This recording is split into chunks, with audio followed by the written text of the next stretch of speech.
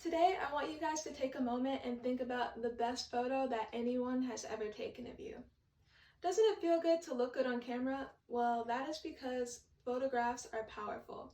And not only do they generate powerful feelings, but they generate powerful paychecks as well. In today's visual world, photography is literally everywhere that we turn.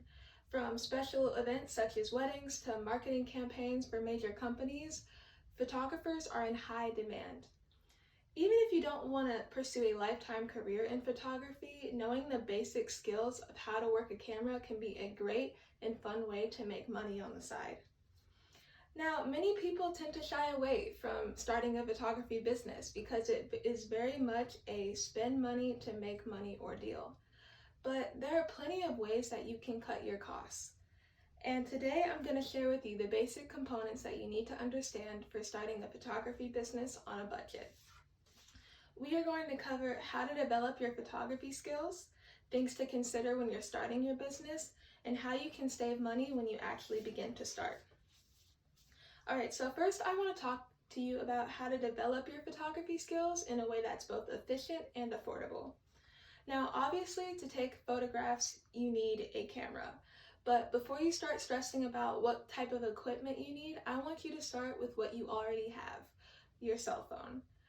The camera quality for iPhones and Samsung Galaxies these days is truly mind-blowing, so I want you to use that to your advantage. With your cell phone, you can really learn all the basic components of taking a good photograph, such as lighting, composition, posing your subject. All of this you can learn with your cell phone. And the best part is, if you need inspiration or tutorials or more information, all of that is accessible to you for free on YouTube, Pinterest, and other apps on the internet. So everything you really need, you already have to really start developing your photography skills. Now, if you do find yourself really wanting to get your hands on some actual equipment, I recommend finding ways that you can use equipment for free. Yeah, you can do that. I want you to consider maybe getting a job that involves cameras. For me, I work at the campus newspaper. You can also work at the campus yearbook. And essentially, I get paid to practice using cameras all the time. Whenever I get an assignment, a picture comes with it, and it really gives me hands-on real-world experience that allows me to utilize the equipment. And since I've been working there for so long, they trust me enough that I can actually check out cameras for personal projects. So I would definitely get a job that incorporates photography if you really want to get hands-on experience without necessarily having to fund your own equipment. And the best part is, not only do you get practice, but you get to save money as you work. And so you can save up for your own equipment in the long run. All right. So next, I'm going to share with you things that you really should consider when starting your photography business. When you think of starting, I want you to remember one really important thing. Whether you want to or not, you already have a personal brand. You are your brand. So because you are a brand yourself, I want you to think of really one important thing. Who do I want to be, and how do I want to leave an impact? So I want you to think of 3 words that you want your audience to feel when starting your business. For me, I want the people I photograph to feel empowered, included, and joyful. So whatever 3 words you choose, I want you to incorporate these in your values of your business. Now, next thing you really want to consider is what type of photos you really want to take. If you like nature, you might want to consider taking landscape or travel and destination photography. If you really like sports, maybe you want to take athletic photography on. I really love photographing people, so I specialize in portrait photography. There are many genres to choose from, and you really do not have to limit yourself. I just recommend that you pick one genre to really hone your skills in, because specialties are how you are going to elevate yourself.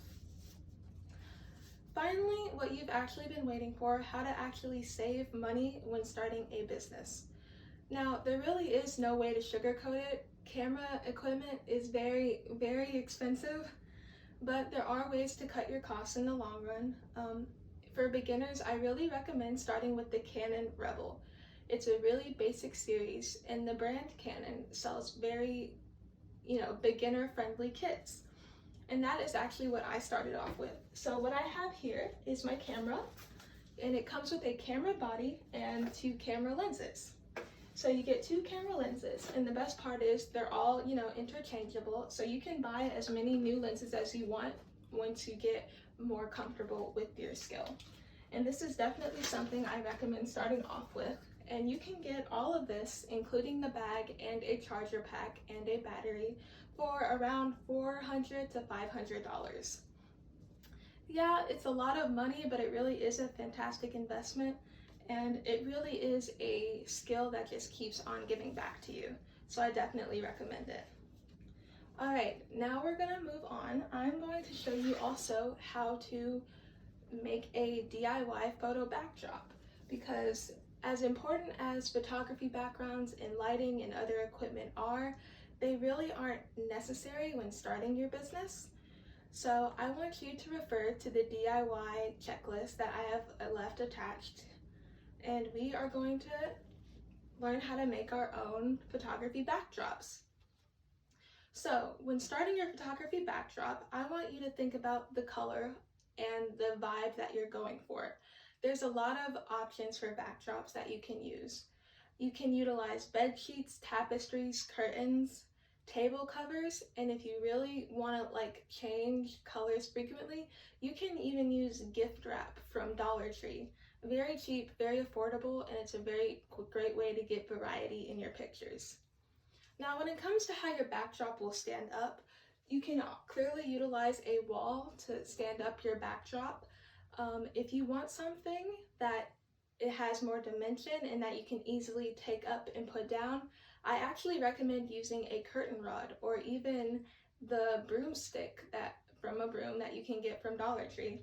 And essentially what this will do is you can wrap your backdrop around the curtain rod and dismantle it and hang it up on a doorway or a hallway as you please. Now, moving on, once you have the basics for how you're going to stand up your backdrop, you can start thinking about the more artistic components. And this is where your creativity really gets to let loose. Now, Dollar Tree has many floral arrangements and greenery that you've probably seen that makes great for photography, especially artsy photo shoots. If you want to spend a little more money, you can go to Hobby Lobby. They also have really great floral arrangements and decor and all that. You can just find really elaborate ways to add on to your pictures. And don't be afraid to mix textiles either. You can also utilize fairy lights, ribbons, pretty much any craft supplies that you have at your disposal. Now, once you have your backdrop all set up and ready, it's time to get a willing participant. So what I recommend is calling up your best friend and asking if they want a photo for Instagram. Most likely, they'll say yes. Above all, make your backdrop creating experience a very fun and relaxed opportunity, because I believe the more relaxed you are and the more fun you're having, the more you really will be able to develop your skills. So that is how you make your own photography backdrop.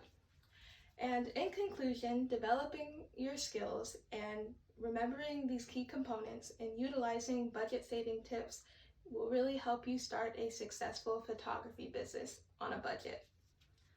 Being good at photography is a lucrative skill. That's just the bottom line. People always need photographs, and in today's visual world, that is likely to not change anytime soon. So it is an investment, but it is an investment that will keep on reaping benefits the more that you practice and the better that you get. So if you think you have what it takes, I want you not to hesitate. Shoot your shot at photography, because it will change your life for the better.